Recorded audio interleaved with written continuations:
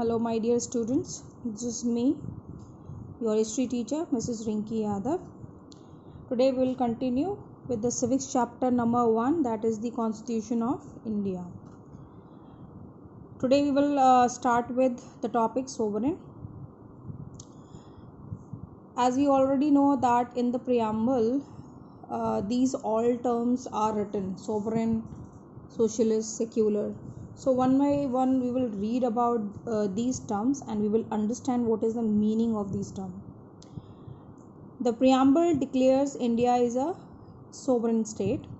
This means that India is free from external control and follows an independent policy. No outside power can interfere in the internal affairs of the country. So what does this statement means is that earlier India was a colony of British. So most of the decisions were taken by the British people. As we already know now, the Britishers have already they have gone from India, and today the control of all the power is under the Indian people. So though earlier the control was completely by the British people, so they cannot again come and interfere in our Indian external or internal affairs. Okay, they have no right to any. It's not even British. No any other country in the world has a right to interfere in the affairs of our country. So this term shows that India has declared itself a sovereign state, and that means it is free from external control. No any other country can control our country. Okay, we the people of India will control our country, and follows an independent policy. No other country can make policy for us. We the people of India will make, or our representative will make the policy for Indian people, and no outside power can interfere in the internal affair of the country. So whatever is happening in our country, no other country has any right to interfere in the affairs of our country. Hope this term is clear to you. Now next term is socialist. Socialism in India means an equal and fair distribution of the nation's wealth among all sections of people in the country. By giving equal opportunity to all, it aims to bridge the gap between the rich and the poor. So in every country we have rich people, poor people, middle class people. Okay, so but this term tells you that whatever resources are available in India, it can be anything. So the resources has to be equally and fairly distributed among all section of the people in the country. It's not that the rich people only will control the wealth of our wealth of India. Okay, it has to be distributed equally and fairly among all the section. We all know that we have a lot of discrimination on the basis of caste, even on the basis of male female. There is a lot of discrimination is taking place, but our constitutions give right to every section of the society to have an equal and fair distribution of the resources. Okay, and by giving equal opportunity to all, it's not that we if like rich people only will control all the higher post, or maybe the upper class will like general people will hold all the any kind of resources. It has to be distributed among everyone. Now next term is secular. The word secular in the preamble implies that India does not have a state or official religion, which means equal treatment of all religion by the state. So secular means dharma nirpeksh. Okay, and it shows, what does this term shows in preamble, that we all know that India is having various religion. Okay, we have new number of religion, number of culture, and a lot of diversity is there in our India. So, and we all know that majority of Indian people are speaking in Hindi, or maybe they are following the Hindu religion, but still we are having Muslim religion, we are having Sikh people, we are having Parsis, we are having Christianity. So the India is not have, it does not have any state or official, we are not having like, we are having majority of Indian Hindu people in India. So it doesn't mean that Hinduism become the state or official religion of the India. No, it is not the case. Okay, because this country is having lot of diversity, so we treat every religion equally. Okay, we, which means equal treatment of all religion by the state. We are the India in Indian government or India is not discriminating any religion. We are not having any official religion of the country. Every religion is equal in the eye of a law.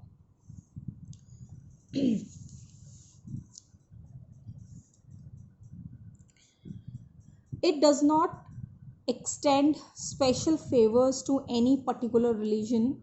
The people of India have full freedom to profess, practice, and propagate any religion of their choice. The words socialist and secular were added to the preamble by the 42nd Amendment in the year 1976. So amendment is basically, the meaning is there is a change. Okay, now yes, though we cannot touch the preamble, whatever is in the preamble we cannot change it, whatever is written in the preamble we cannot change it, but certain thing has to be, can be amended, they can be changed. So this earlier in the preamble these two words were not there, socialist and secular. These two words were added in the preamble by the 42nd Amendment. It was the, which amendment? 42nd Amendment in the year 1976. Okay, so again this this term means, secular means that the people of India have full freedom to profess, practice, and propagate any religion. For example, like if you are a Hindu, so no one can force you to follow Hindu. If you want to become Muslim, you can become Muslim, you can become Sikh, you can become a Christian, any religion you can follow it. Okay, so your constitution will giving you full freedom to follow any, you can follow any religion irrespective of in which religion you are born. Now next term is democratic. So this term you are already familiar with. So what is democracy? Is defined as a government of the people.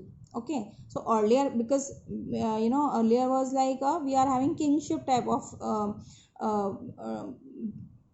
like rule was there, like king was ruling, then their successor were ruling. Okay, if they die, then their successor were ruling. So there was no government made by the people, it was not the people choice. Now democracy will give you this right that you can form the government on the people choice, by the people. So it's democracy is defined as the government of the people, लोगों के लिए, government of the people, लोगों की द्वारा बनाई गई, लोगों के द्वारा बनाई गई है, लोगों के लिए बनाई गई है, लोगों की बनी हुई है, लोगों द्वारा बनाई गई है और लोगों के लिए बनाई गई है. ठीक है, तो इंडिया की अगर गवर्नमेंट है तो उसमें हमारे सिटीजन्स में से ही बीच में से लोग चुनकर जाते हैं. So government of the people, by the people, हमारे द्वारा ही हम जो सिटीजन्स हैं वो खुद अपना वोट दे के उनको चुनते हैं. एंड किसके लिए बन रही है?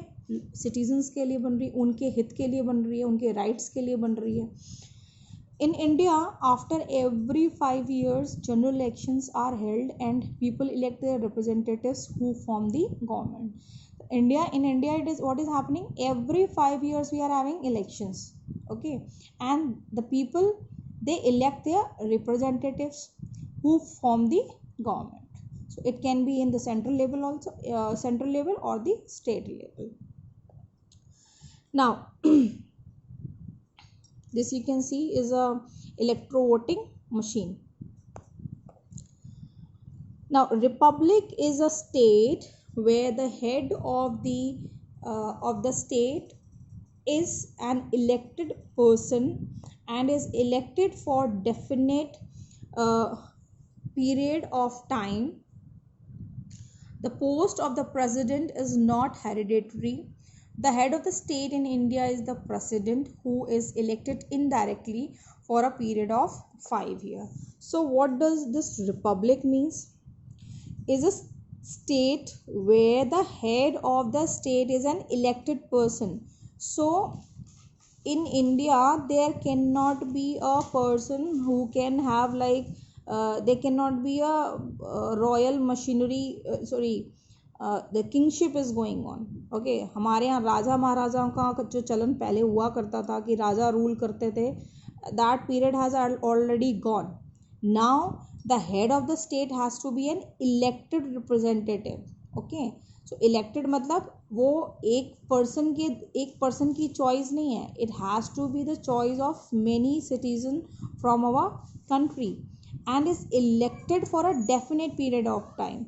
And it is not such that that person, if it is elected, it has to be elected for long, like for forever. No, it cannot. It has to be elected for a certain period of time, maybe 5 years, maybe 6 years, maybe 4 years.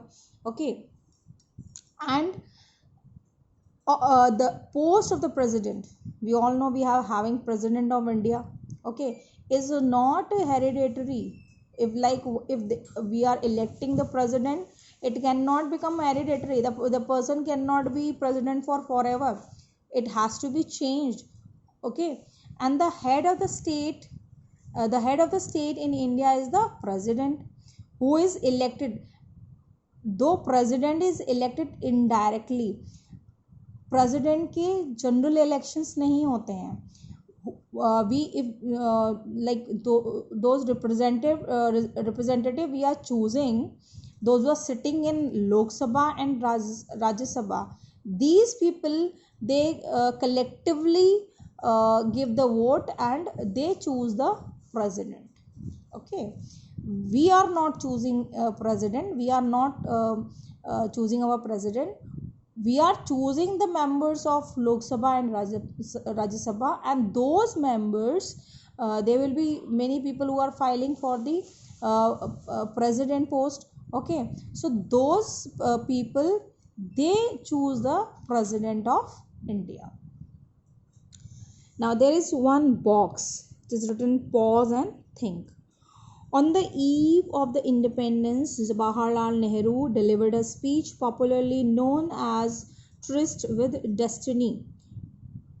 Discuss its significance with your teachers. So just go through, if you can find on the internet, our very first Prime Minister of India have delivered a speech on the eve of the independence.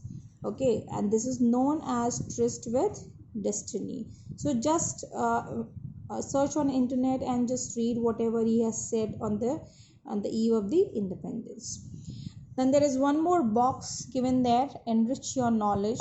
In this, in all, the assembly took 2 years, 11 months and 18 days to finally pass the constitution. We already know that after the India got independence, okay, so the representative of India, they started talking about to form a assembly, but it was not formed like in a very short period of time. It took almost 2 years, 11 months and 18 days to finally pass the constitutions, and it concluded its work on 26th November 1949, and it was adopted on the same day, that is on the 26th November 1949, and signed by the chairman and all the members of the Constitution Assembly.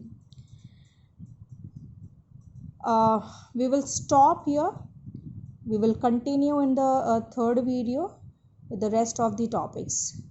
So till then, keep learning and be safe. Thank you.